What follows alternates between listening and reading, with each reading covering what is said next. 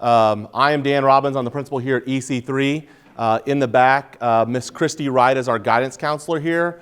Your students will now have access to another guidance counselor, so they still always have their home high school one, but they also have Miss Wright. Next to her is Miss Lauren Sims. She is our dual credit coordinator from ECTC, and she will be helping all of your students when it comes to the scheduling process. If you are a person that you want this document, I just save paper, you can scan the QR code and you will have access to it.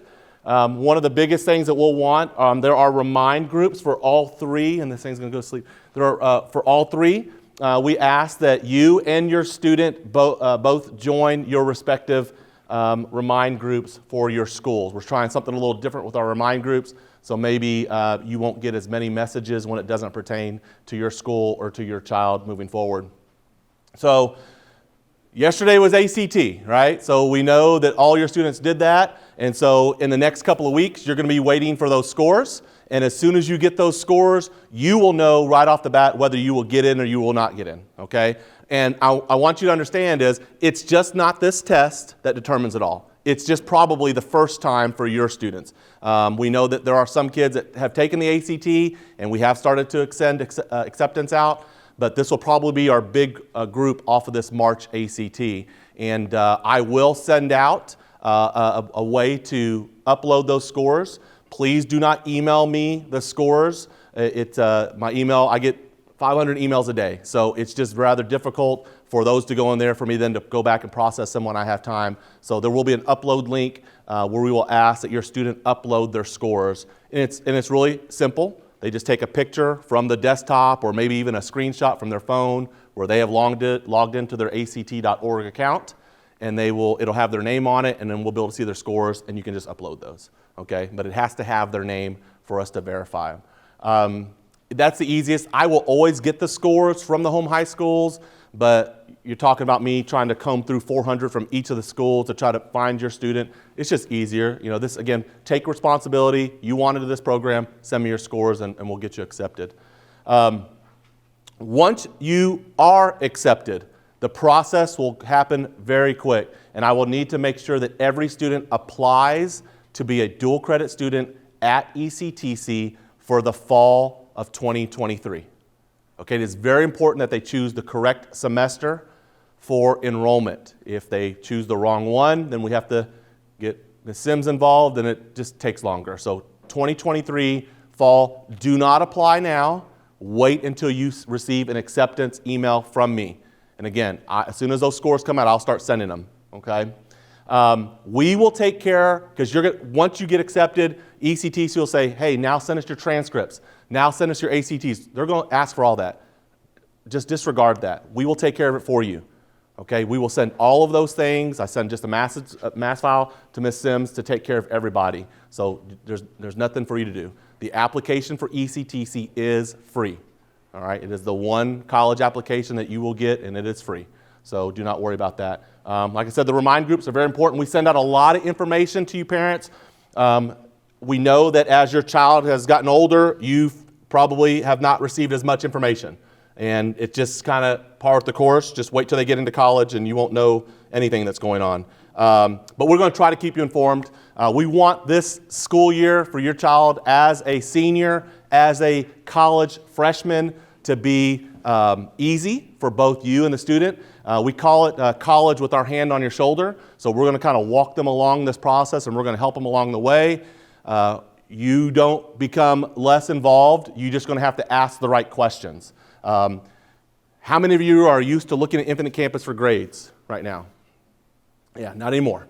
Okay? You will not have access to their grades. Okay? That is very hard for parents. The students get excited. Okay? Your child, you're in this room right now because your child has excelled in school. Okay? So have a little bit of faith in that, but at the same time, your conversation just changes like, hey, open up your ECTC Blackboard and show me your grades. Pull it up. You know, like, oh, I can't. No, yes, you can. You can show me your grades. You will show me your grades, or give me your car keys, right? Or whatever the conversation at your house becomes. You just have to have it, okay? I have a child that's graduating college this year, and she went through this program. I have one that's a senior. She went through this program. We have the same conversations. That's the only way that I can see her grades. I have no access. Okay? So they have to show me. They have to show you. You just make that the rule in the house. And we do grade checks with them. We do 3 a semester. And if there is an issue, we send a paper home that says anything about a D or an F. And we do send those papers home. And the parent must sign it and send it back. But sometimes those papers don't come back. And I'll be honest, it's hard for us to chase the kid around. We hope that those are active conversations about it. When you see a message come out saying grade checks this week, then that can key you on like, well, show me grades at home as well. Okay? Very important as you jump into the scheduling process that will happen it will probably happen for this group. Ms. Sims and I will kind of decide a time. We have a scheduling for already this Friday, but it's for our kids that are Academy juniors that have been with us already 1 year. They're going to then finish their second year. We're scheduling with them this Friday. There may be some opportunity that I might send out for those that I've already accepted to maybe try to see if we can't get them here or maybe even do a virtual appointment so that they can go ahead and schedule as well. But we're going to be looking for some more dates coming up in the near future to get your child's schedule as well for the fall. We do scheduling twice. We do it for the fall and we'll do it for the spring. All right, so this is the time right now that we are scheduling students for the fall of 23. Sometime around October, we schedule for the spring. All right, so it's not one schedule like you do for high school and then it's done for the year. We do it twice. And that will be the way that your child will do scheduling as they move into college. So we're just kind of getting them used to that. How many students in this room right now will have English 101 and 102 completed before coming to us? There are a few, okay? So for you that are listening, that means you must take English 161 next year. Okay? If you have 101 and 102 completed, you must take 161.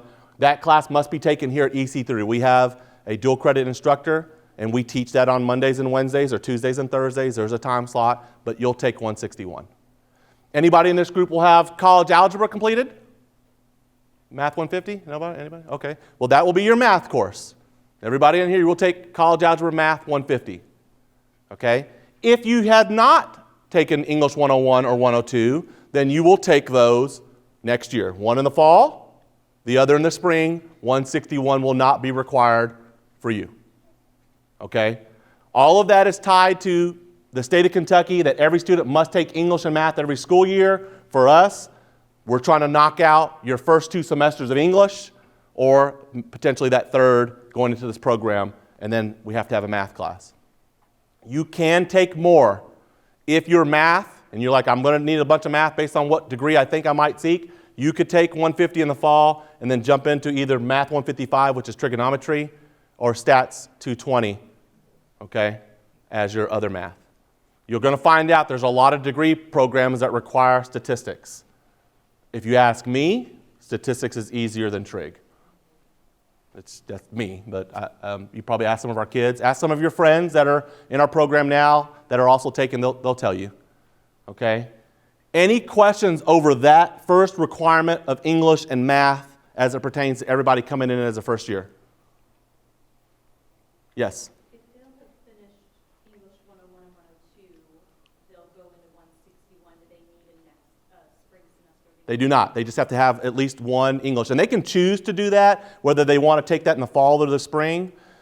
If you ask me, it's a whole lot easier if we get our seniors squared away for what is required in the fall. So it makes things a whole lot easier. So I would just say, let's take English and let's get math and let's get them done in the fall. And then in the spring, you can fill up with other courses that you might need for your degree path.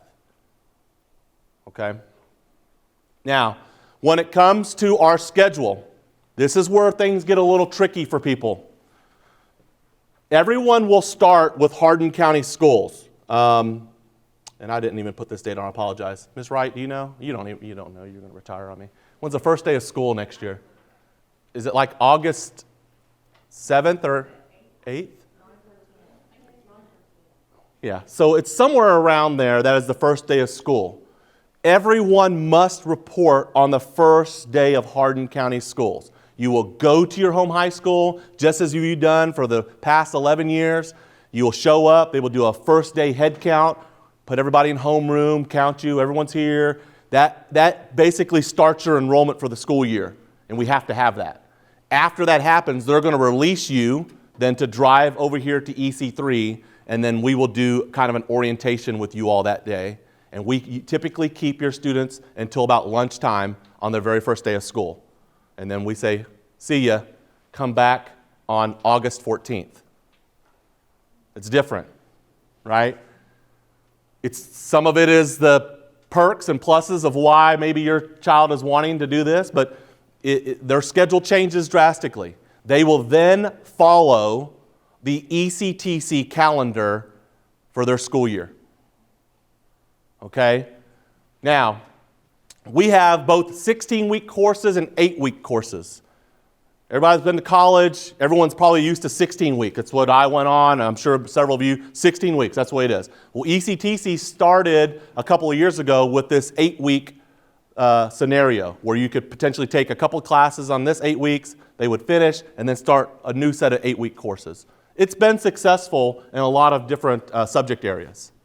So we will offer that as well to your children, all right? The classes they take for English and math in our building will all be 16-week.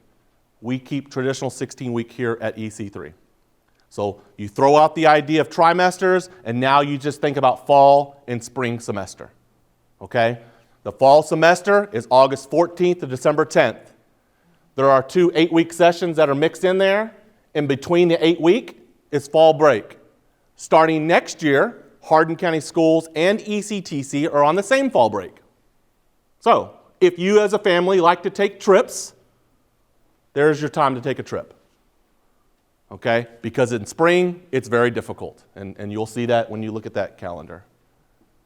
Now, classes end on December 10th.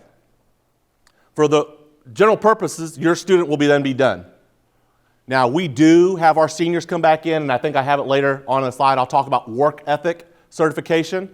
It is a big initiative with Hardin County Schools. We've been doing that for 12 years now, where we work with your children. They've been doing it all the way up through pre-K, all the way now through their senior year, where we're helping them to develop the skills and those soft skills that we want them to have to be good employees one day. And so we finalize that during the end of their senior year or their fall semester after December 10th. They will come in for some workshops, and then we will finish them, and then they can be gone, in a sense, to start their winter break. Okay? Then, on January 8th, they return back to classes. Hardin County Schools, again, starts back like on the 4th or 5th, something like that. They do not need to come back on that day.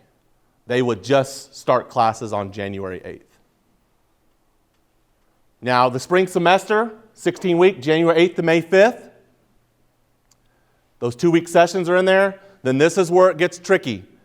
Spring break for Hardin County Schools is April 1st through the 5th, but spring break for ECTC is March 4th through the 10th. They will follow the ECTC calendar for spring break.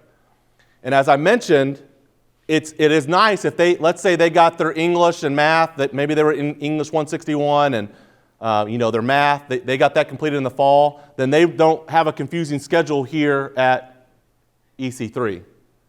But if they're taking both high school and college courses at the same time, they have that mixed schedule, then they probably end up in a situation where they might not get a spring break because they're still having to attend for those courses that are still on Hardin County School schedule. Does that make sense? Now, our kids have done a really good job in the past of always having good communication with the professor and just saying, hey, my family has booked this trip. I'm probably going to miss a day or two. And if your child has great attendance and then does not miss anyway, then most of the professors are going to be like, okay, as long as you're not missing a test. But it starts with communication, and it starts with good attendance on the front end. Then it opens up the doors for those opportunities, okay? But it's real important to just understand the calendar because that is very different for both students and parents in our program here. All right, so I'm going to talk about a couple of these general ideas and things around the program because this is where a lot of questions start to happen. The course syllabus is your contract between professor and student. It is important that you look over that course syllabus, you understand it, you know what is expected of you, you know what it takes to get the grade that you are seeking. If it says it takes 1,322 points to get an A, well, that's what it takes. So then you're looking to say, how do I get those points? If the course syllabus says our class is on Tuesdays and Thursdays, but every Tuesday we let out 15 minutes early, that's the way it works. And it's just those types of things that the student has to get to understand, and you keep a copy of that course syllabus because it is your contract between you and your professor. It has their contact information, their telephone number, their office hours, their email, all of that. Very important document. Grades. You know right now that a 92 is an A. Every single class you walk in, a 92 is an A. Again, when you walk into that professor's class, what does it take to get an A? I've seen some professors where an A is a 95. I've seen some where an A is an average of an 88. There's a general sense that a lot of them are somewhere in the 90 range. If that professor gets to determine what it takes to get an A, you have to understand what it takes to get an A, or what it takes to get a B, or whatever it is that grade is that you're seeking. Okay? You can't go in blindly and say, well, that professor, this is and it doesn't matter. It's a different agreement with this one. So you have to understand it. Grade checks. We will do 3 of those a semester. Students are required to come in. I will tell them the grade check is this week. We actually just had one last week. It goes from Monday through Friday. Come in any time during that week. You bring a device and you show your grades. There's about 6 of us here that will check your grades. It's that easy. But guess what happens every Monday after grade check? I'm sending messages to individual kids to say, why have you not come for a grade check? I might send a message to a parent and say, help your child get in here for a grade check. So it is important that when we have grade checks that you help us to encourage your kid. Did you go do that? Will you show me your grades? That's how we stay on the same pace and that we know that your child is doing well. So we ask for help with that. Course withdrawal. New concept, right? You're in a class. You've been in it for 8 weeks. It's a 16-week course, and maybe you have discovered there is no way possible that you're going to pass that course. Do you just fail it? No. We look to find how you can drop that course. But to do so, you must maintain a minimum set of hours. For us, it's 12. 12 hours as a full-time student, so you must maintain 12 hours. So if at that 8-week threshold, you determine that you need to withdraw, there is a process. You have to come through me. No one can withdraw unless I sign off on it, and then I communicate with the dual credit coordinator. But if you drop a course, sometimes you have to pick one up because maybe you're only taking 12 hours. You drop, we pick one up, we find one. So what does that mean for the parent? Instead of 12 hours that you were paying for, now you're paying for 15 because you pay for a dropped course. There are some dates in there where you might only pay 50% of the cost, your 50%, okay? There might be some dates it's like we're past that threshold, it doesn't matter what you do at this point, you're paying for the course. So you just got to understand, and there are signatures that must happen between parent, student, and myself before it gets to Ms. Sims. But we will work through that process. Nobody drops a course without parent approval. It can't just happen with me. Okay? Now, understand that a withdrawal is our last resort. It's the last thing we want to do. But we are also in the business of helping to make sure that your child maintains that good GPA. There are consequences down the road if you drop too many courses. And this will happen along the way. If you're a regular college student, you drop too many courses, you could put in danger your financial assistance. Okay? So it's very important that we don't try to withdraw from courses, but instead figure out how to navigate through it. Sometimes taking the grade, what it is, and then repeating the course, that repeat of the course replaces the grade. And we do have students that do that. Maybe even for a C. I've had a student get a C, and they're just like, nope, I'm redoing it. And they retake the course, and they get an A. The A replaces the C for their GPA calculation. It doesn't happen in high school, okay? In college, it does. All right? As I mentioned earlier, work ethic certification will be completed after December 10th. It'll happen that week. Your student will have time to sign up for the meeting regarding it. College professors versus high school teachers, okay? I don't want to paint a picture at all that college professors are hard or difficult or that they're going to try to make your life miserable. That's not true. We've had some really, really good professors. But there is a lot of truth in that that professor can be stricter. They may not have the relationship with your child that their teachers always did. So they may not even really know them. And so if you're trying to, get something through and have a conversation and that professor is like, nope, sorry, that's my policy. It just is what it is. They cannot then expect that you as the parent who may have emailed in the past to that teacher saying, hey, my kid came to you, what's going on? We don't do it. Okay? You can help your child to formulate maybe a more professional email or maybe something to get that professor to change their mind, but you can't email that professor like you could with your high school teachers. Now, English and math, Miss Alford and Mr. Ernst are our teachers. You can email them all day. Okay? They are not college professors, though will be granting the dual credit. They still communicate with our parents. But you just got to understand, there's just a difference when it comes to college professors, okay? So some are super kind and will do whatever they can and bend over backwards and dates are flexible and those types of things, but there are a lot of them. If it said that it was due at midnight and you try to turn it in at 12:01, nope. My computer glitched. Sorry.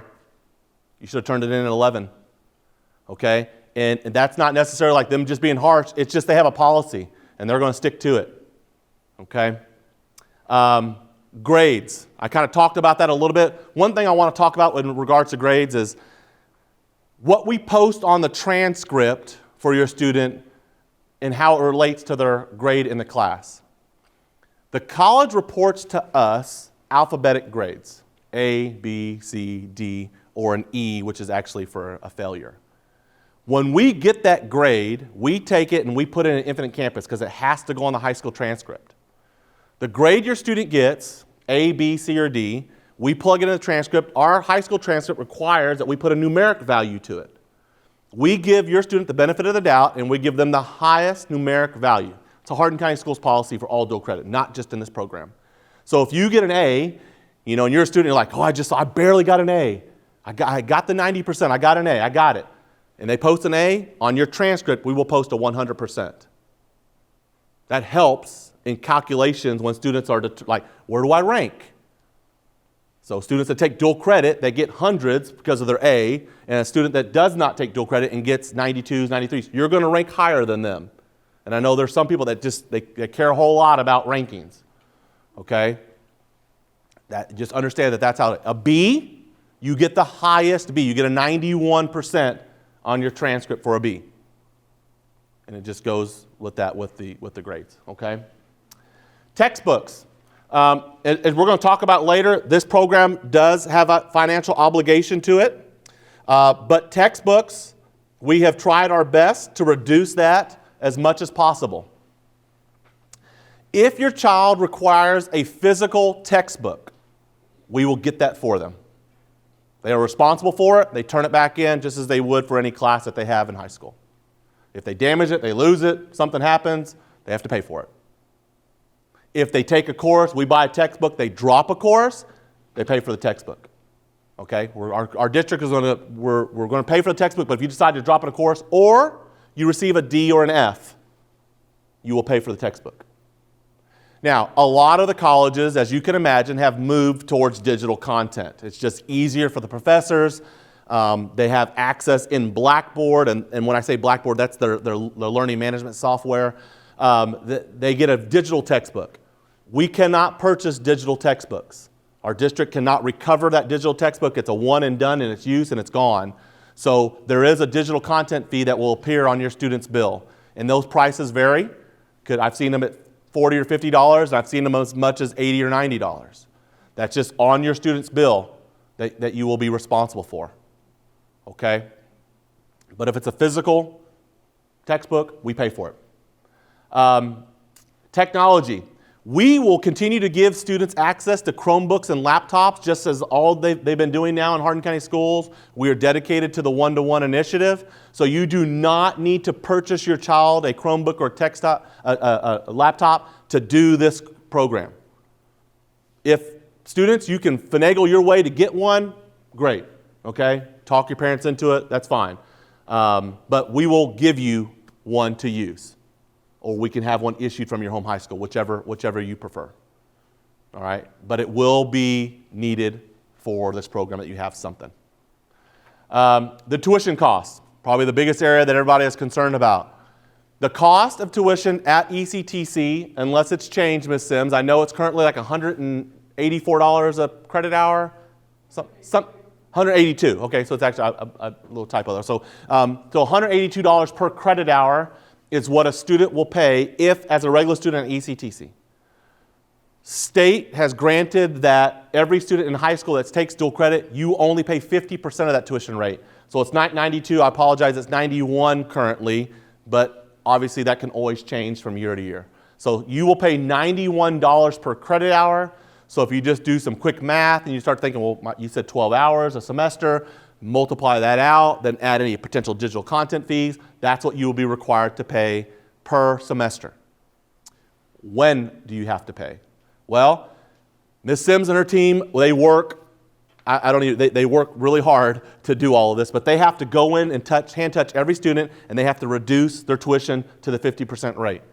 They have to go in and do all this, so it takes a long time. So we typically like to say sometime in the fall, around October-ish, be prepared to pay your student's bill, and you want to be able to pay it in full and be done with it, and it's gone. Because when we start to schedule your student for the spring, we don't need financial holds on their account to keep us from scheduling. So you can just start saving, putting it back, whatever, and just saying, as soon as I see that remind to pay your bill, I'm going to pay it. I've had it stored. Okay? And then in the spring, you want to try to do the same thing sometime typically around March or April, because we're starting to schedule now too. And again, in the springtime when you do that, you don't want a financial hold there, because then it's going to keep your student's transcript from being sent out. Okay, so we end up holding all of that. So we got to make sure that we get those bills paid. All right. On top of that, I have included some information about how you pay. That's always a thing, so keep that handy. There are scholarships available. The scholarships that are available that I'm talking about right now are through the state of Kentucky. KEA, as you all may all know, it's where your child's KEYS money comes from that they get to use for college after next year. They grant high school students 2 free classes as a junior and 2 free classes as a senior. So some of you have taken advantage of this, and you're getting 2 of your college classes paid for that you're in right now, but you'll have access to 2 more next year. And so you can determine whether I want to use one in the fall, maybe use one in the spring. Maybe my parents are saying use them both in the fall. It doesn't matter to us. You have to set that preference on your KEA account. We ask you to turn a piece of paper in where you would designate where you want scholarships to go, but there is a big step that has to be done on each student's individual KEA account. Okay? On top of that, there are courses that are deemed work-ready eligible. Work-ready is basically courses that fall under a career and technical category, such as some students here may have taken medical terminology, maybe you've taken a CIT course, a computer class at your home high school, courses like that. Those are considered under the work-ready umbrella, and students get 2 of those every year of high school. So if your student chooses to take some courses in our program that qualify, then they could potentially get up to 4 classes free during their senior year. So you start to add all that up, 4 classes, that's a semester. Okay? So now the cost drastically goes down for your child in this program, but that's just strategically looking at courses that they need to take. And again, outside of English and math, they can take about anything that they want. Okay? It's total exploration within a college pathway. Now, our district has committed to helping to make sure we're knocking down barriers. So students that are eligible for free and reduced lunch, even though right now we know that Hardin County Schools has a free lunch program that's going on, and it may continue going on into next year, there is a process where students and parents still must fill out that paperwork to say that they're eligible for that. It is important that we still get that completed. If families qualify for that, there will be a document that is sent out where students can then, and their families, you all can apply to receive Hardin County Schools tuition assistance for this program. Okay? Our district is still dedicated to helping out our families. We are asking that students maintain a 3.0 GPA in this program. If they do not maintain a 3.0 GPA, we don't just say, you're out of here, we're sending you back to the high school. We just may kick in a couple of initiatives. For instance, one thing that we do is we tell students, instead of having that free will where you can come and go and we'll just see you during classes, we might tell you, you're going to stay with us today until we can start to see your grades come up, and then we're going to keep you. So from 8:30 to 3:15, that's kind of what our day runs. You're here at EC3. They don't like it, too bad. They can drop their courses and then go back to the home high school. But we're going to be dedicated to making sure that our students are successful and they maintain that high GPA. Okay, so 3.0, I want you all to understand, our students in our program right now, we run an average of a 3.68 now. It used to be 3.75. We actually dropped a little bit, so I'm actually disappointed. But it's still really high, and that is higher than any college you're going to find for going freshmen. Okay, so it is really good. We want to keep that GPA up there as much as possible. The next item was attendance. It's going to be very difficult for us to track your students' attendance in their college classes on campus. But at times, we get something called a starfish notification, and that's where a professor puts in a notice that goes to Ms. Sims and her team, and they say this student is not doing well, maybe due to lack of attendance, or maybe even it's their grades. And when we get those, we automatically forward those to parents on remind and just say, here you go. But the easiest thing for that is, I know parents, you all have trackers, you all have Life 360. It's the greatest thing that we have seen. You should probably check in to make sure that your kid's going to class. If they have class on Monday, Wednesday at 10 a.m. and you look and they're still sitting at home and it's 10:30, it's probably a question that needs to be answered. Okay? I can't track your child like that, but you can do it all day long. And so you have to make sure that your kid's going where they're supposed to be going and doing what they're supposed to be doing. That's going to help them. I'm telling you, college can be very difficult when you don't show up. Okay? It becomes very easy if you just show up. Okay? So attendance is a big deal. Again, if we're having issues with that, we can just say, nope, you're coming to us.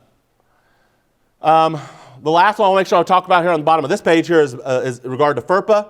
That is our Family Educational Rights and Privacy Act, which I kind of spoke to earlier about you having access to your students' grades and for them to be able to show you. That even goes down to when you need to talk to somebody at the campus, maybe it's you calling to take care of the bill. You're going to have to make sure that your child has gone in and there is a place on their student self-service that they can click and create a passphrase or a passcode for you to have. And they do that. That basically allows you then to talk on their behalf to the college or university regarding their financial status. Okay, that's what it's going to be. There's not going to be a whole lot else. You can't say, hey, I signed that thing, professor. Now tell me what's going on with my kid. That doesn't work. Okay, it's just going to be more related to, hey, I need to get a transcript sent, or I need a bill paid, or things like that. All right, does that make sense? Okay, that's the FERPA. That's going to be there no matter what. Breakfast and lunch, we continue to serve breakfast and lunch here for your kids. So just because in this program they're like, I don't get to eat, for free anymore, they can come in. We will serve breakfast every day until 8:50, and we serve lunch every day until noon. We ask, come eat. If it works in their schedule, come eat. Eating out on their own gets expensive, okay? Unless they're going back and forth to your house. If they're not, hey, I just don't pack my lunch. Just, if they're over there at campus, they get done with class, come on over here and eat. It is available for them. We do have study areas in this building, and we welcome that your child comes and uses that. The internet here is fantastic. It is strong. We have resources for printing. They have access to math and English teachers that are still here, and sometimes they just might need someone to talk to. Maybe myself or Miss Wright or some of our other teachers. So just being here and being in where people can see them sometimes is good. It's healthy. Okay, we don't need to go back into these COVID days where people are just stuck at home and they're not getting out. So encourage your kids to come out and use our space. Again, maybe if it's just for using the internet. All right, the next section I want to get into is very important because some people are still working on trying to get those scores, and maybe you get your ACT back and you're just not very excited about it. The benchmarks that are listed down here at the very bottom, 18 for English, 22 for math, and 20 for reading. To take the ACT, that's what you have to get. You do not have to get all 3 of those scores on one setting. You could get the English benchmark, this ACT, then you take the next one, you get math, and you take it again and get the reading. It doesn't matter. If you want to put yourself through taking the ACT that many times, that's fine. Obviously, it costs money, so that's up to you. There are alternatives after you take the ACT, which everybody in this group will have had an after, once you get your scores back, right? After that, there are some things that you can do. So there is a test called Accuplacer Writing. That is for the English test. And I think our students have to get a 5 on that test. It's synonymous with the English benchmark if you get a 5 on that test. That test is available at ECTC, and you just contact that information that I had just above. You just make contact there to set up an appointment to take that. The next is the Coyote Algebra, and it is college algebra only. Students need to score a 14 on that. That can actually be taken at your home high school. You just need to talk to your transition coach. A lot of students have been doing that because we're seeing a lot of English and reading benchmarks, and we're a little short on math. And that's okay. The Coyote Algebra is one that we're seeing. If you get anywhere between 17 or 18 or above, and you just haven't met that threshold, we're seeing a lot of students in that area that take the Coyote Algebra and they get it. Because it's just algebra then on that versus all the areas within the ACT. So our students typically do a lot better with that. But again, wait till you get your scores back to determine where you stand and if you need to do that or not. And then there is a Coyote reading test. The college does offer that, and you can sign up for that one. We don't have as many have to take that test, so I'm not as familiar with the score. But I've linked that here in blue. These hyperlinks will get you to some study prep materials. So don't ever go in and take it blindly. Just probably take a look at some study materials before you do so. The next link below is just a link to information about the dual credit kind of stuff that I talked about. It is a general form that the college has put out. That's a link to their page. If you end up with any questions whatsoever, I am the primary contact. Okay, so please email me, or then you can go to Mr. Coomer, our assistant principal, or Ms. Wright, our guidance counselor. Please do not bother Lauren Sims with your general questions about this program. There may be times where she will answer them, but right now everything must go through us until we kind of get into that process down the road. Okay? It's a lot of information, I know. Okay? But it's 6:37, so I think I did a pretty good job of that. What questions do you have? Because I know that you have them. What questions that you have regarding this? Yes? I apologize that I didn't do the QR code because I wasn't at the page. Sure, yeah. You said if the student has had English 101 and 102, Mm-hmm. they have to take 161. English 161. Here. Correct. Is that something that you all just did this year? Correct. Okay, Yeah. just making sure. Yeah, we've had a couple changes to some of our policies. It just helps our students do better. The English 161 on campus that we were noticing was like going all online, and we just rather not have students take their English 161 online, so we changed. And then college algebra, is it also required to be taken here? Yes, unless there is just some crazy circumstance, we'll work with students individually, but our students typically do one grade letter higher than they do on campus. And those are 16-week courses? 16-week courses, yes. Versus the 8-week? Potential 8-week, yeah. Yeah, it's a good question. Yes? When do they pick their classes out? And this is kind of tagged along with what this sheet's for. Yeah, so, and I'll talk about that in just a second. So, yeah, so I'm waiting to get another date. We have a date on the 10th, so this Friday coming up, which we're scheduling our kids that are juniors right now that will be rolling into this program with your students. So students that are already accepted, I may send something out to them, and if I could potentially get them either here or do a virtual appointment, I may let them schedule for their courses for next year. Okay. They do meet with someone? They will meet with someone, correct, yeah. They don't blindly do it. We'll have someone sitting down with them for sure. But once I get some more dates generated, but we schedule students all the way through the summer sometimes. Some students will get accepted to this program in June, and we will schedule you in June. So do not fret about that. This program is different than our juniors, where we only take 100. In this program, we will take all comers. Okay, because it's just your end of your senior year. So we will work with them. If they get the scores they need and we have time to schedule them, then we will get them situated. So, but we don't want to wait that long. So try to get your scores as soon as possible. So, I've got 2 questions. yes, sir. So the ACT scores, you have to have those benchmarks to enroll into this program. Yes, or the alternatives. Okay. So Coyote, algebra, reading, or the AccuPlacer. Okay, and Yeah. the second question I have, they don't attend Central Hardin or their home high schools at all. Unless they want to, and then that's going to what leads us into this piece of paper. There are some students in our program that have been highly involved in band, choir, ROTC, maybe some of their career pathways, and they want to continue that. We encourage them to continue that, but they just have to be able to navigate their schedule. Okay. And then we have some kids who are like, nope, I'm gone, I'll see you at graduation, and that's fine too. That was the question, if Correct. they're at the college their entire senior year, will they get to walk with the? They still are a home high school, Central John or North. They will graduate with that class. I'll speak from personal experience. My daughter, she has gone to Central Hardin this year twice. I think she went to go pay for a yearbook. I think she went over and paid her senior dues. So I think she'll go again to pay for a prom ticket. Now she played sports and she was there every afternoon in the fall, but that's just what she chose to do. And she shows up to ball games, she does all that things, but you know, it's with the construction and everything that's going on after high school, they're like, I'm trying to avoid it as much as possible, you know? And again, I just tell students like this, you know, don't take on this program because you're trying to avoid your home high school for whatever reason. Take this on because you're looking for academic rigor, you're looking to challenge yourself, you're looking to get some credits under your belt, you're looking to save money, one of those types of things. Don't do it because you're trying to escape somewhere else. That could be a secondary option, right? But don't make it your primary. Because this program is tough. It is hard. So, what other questions? Yes? I can send it out on Remind. I can send it out to your email addresses as well. Yep. Yeah, if you were not able to get the QR code, I'll put it back to the QR code later too, but absolutely, I'll send it out. Yes?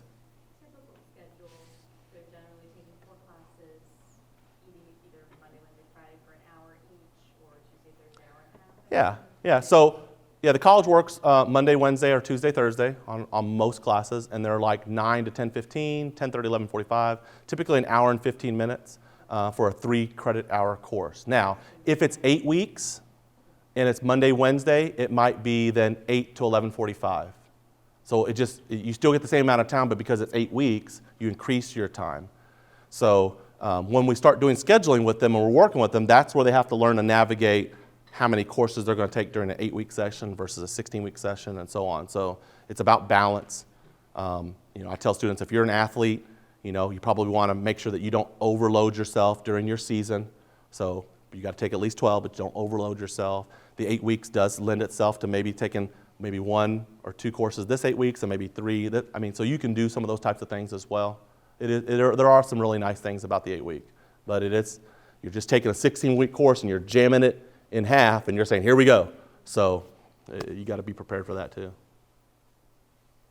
What other questions? That's it? Y'all are good then. Yes? Other class options besides English and math. Yeah, so generally speaking, what we try to do is we try to take care of what we would consider the gen ed requirements for college. All right, so English and math are 2 of those. Then you have a heritage, which is like a history course. You have a humanities course, which can be art, music, several things within that. Then you have social behavioral sciences like psychology or sociology. Then you have a science typically in there. Now we have 2 degrees. We have an Associates of Arts, which is going to be more heavy into the arts level courses, sociology, heritage, humanities. Or we have a sciences degree, which is going to be more heavy into the sciences or quantitative reasoning, which is math. So again, if your student is sitting in this room and you're saying, no matter what you're doing, you're going to get your associates at ECTC before you ever go anywhere else, then we're definitely going to want to focus on getting that core out of the way. After you get past those on Associates of Arts, Associate Science, everything is electives. It's a lot of electives. Now within there's an FYE 105 course, and I'll say that is part of the associate's degree at ECTC. FYE stands for First Year Experience. It is a very nice course. We do not require it for students that are coming in as a 1 year. Okay? The reason we don't require it is because we're not requiring you to say that I'm sitting for an associate's degree. So it's not required. But if you know right now that your child is going to go and they're going to finish their associate's degree at ECTC, then my recommendation is they take that FYE course either this summer or in the fall. It is a great course to help them foundationally get into the mode of thinking how college courses are going to operate.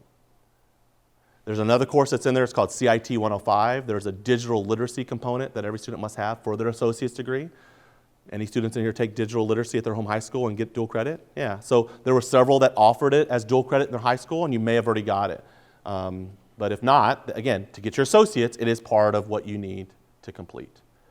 But that's kind of the general sense. Outside of that, again, as people start to then schedule and look, you're thinking about what that four-year degree looks like, and that's kind of a big conversation, and I don't want to necessarily get into all that with this group just because I don't know how many is going to do that. But if your child thinks, I'm going to stay here for 2 years, I would like someone to help kind of walk me through what it looks like, we'll pull up four-year degree programs and we'll start to take a look, what do you need if you go to the University of Louisville to study this? And we'll start to find courses that match up here at ECTC, and we'll start helping you plan for those. So, we've been doing this for a few years now. We've had a great success rate. The transferability of the courses is strong, especially with our in-state public colleges and universities. The state of Kentucky has done a really good job of helping to kind of make that a seamless process. It's very good amongst our private colleges and universities as well in the state of Kentucky. It's when you get outside of this state that we don't really know, and it's going to be very hard for us to determine that. I've got a student right now that's at Auburn. Everything he took here went to Auburn. And I only know that because those students report back to us and tell us. Okay? I had a student that went from here and they went to Notre Dame a few years ago. Everything transferred. So, but then I have a student that goes from here and goes to Center, and Center is very picky. So, it's very hard to do, but I'll just tell, because parents are always concerned, like, are all these courses going to transfer? I mean, the majority of them are going to. I mean, it's going to be pretty strong. The alternative to this is that your student stays back at their home high school and they take as many honors level courses as possible. How rigorous is that for your kid? I don't know. I can promise you that this is the most rigorous opportunity in our district. So, any other questions? I'll stick around. Okay, I'm not going anywhere time quick. If you did not sign in, please make sure you sign in. This last bit of piece of paper that I would like for you to fill out and leave with me, or you could take with you, maybe because your student is not here. This is just important for us to know if you are planning to take something at your home high school, as I spoke about earlier, or maybe something here in this building, is that you write it down. We need to know. Everyone in here, students, you all did schedule requests, right? You picked classes. You had to. They made you. There's something in that schedule request that you might want to keep. Maybe you are scheduled to be here and you're doing engineering and you want to keep those courses. You need to tell me. Maybe you're wanting to do our nurse aid class and get certified. You need to tell me. I'll just say this. We have it happen a lot with our early college seniors where they sign up for home high school courses or courses here at EC3, and then when it comes time for that course to start, they change their mind. I won't let them this year. They will sign a contract with me, and you will sign it as well. And then when it comes time for that course to start, I will not let them out. They will stick it out. They will find a way to finish it, but they will stick it out because we have waiting lists for a lot of our classes, and then we have kids that try to drop them, and then we have to go through schedules, try to navigate to find the next kid, and it's just difficult on all parties. And then maybe a kid misses out. So if you choose a class, when the start of the school year starts, we will contractually sign, and we will bind them to it. Okay. But that is what that paper is about. If you're in band, you want to keep taking band, put it in. If you play sports and you're like, I need conditioning in a weightlifting class in my home high school, put it down. You're going to tell me what trimester you wanted, or you're going to circle the multiple trimesters. I can't guarantee necessarily that's when you're going to have it, but you're going to at least tell me, I would like to have it then. And we'll try to do our best to make your schedule work that way. Okay? And if you need anything left for high school graduation, health, PE, you got to make sure you tell me. Okay, we got to get those squared away. Yes, it does happen to sometimes a senior has not taken PE yet. All right, that is required. Sometimes you might write on here that you still need arts and humanities. Well, that's fine. I'm going to put you in a college class for arts and humanities. I'm not going to make you go back to the high school to take it. Okay? So you might tell me, oh, I still need biology. Great, we'll take it at the college. I'm not going to make you go back to the high school. There is no PE at the college. Okay, so we would have to figure out a way to make sure that you got that in. All right. There are other opportunities such as Apex. That's our online system that we use. We try to make it work for students. Some students are still trying to finish up their 2 years of foreign language. 2 years of the same foreign language are required for the academic studies diploma, not for graduation. It's for the academic studies diploma. And some people will say, oh, I don't care if I get the academic studies diploma. Well, that's up to you, between you and your parents. Most of the schools give a special cord for that academic studies diploma. So if you're trying to be decked out as much as possible, then you want to make sure that you complete that. Okay, we do have options for foreign language as well. The college also offers foreign language that you can take as a class. All right? If that takes care of general questions, then I appreciate you. Thank you for coming. I will stick around and answer any individual questions. Thank you.